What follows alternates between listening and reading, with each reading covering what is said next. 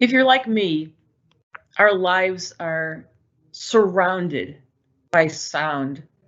There's very little silence, from car motors to lawn machines, the ever-present beeps on our handheld electronic devices telling us about another text or another message.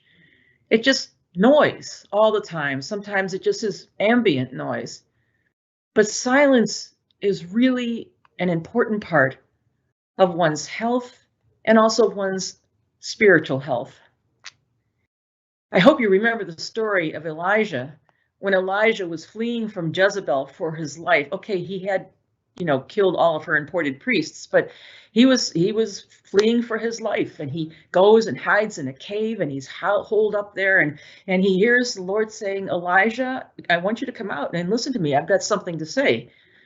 And Elijah just stayed there. And first there was this mighty whirlwind, like to split rocks. And then the next thing was an earthquake, and it was followed by a roaring fire. And Elijah knew that God was not in any of those.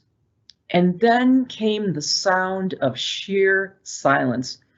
This is sometimes translated a still small voice, but it was absolute silence. And in that silence, Elijah knew that the Lord was present. So he wrapped his face in his cloak and went out to stand before the Lord. Silence is an important spiritual discipline. It helps us to be still for a while, but also it removes everything, all our excuses and plans and all of the thinking that goes on, so that the soul stands with nothing between it and its source of being.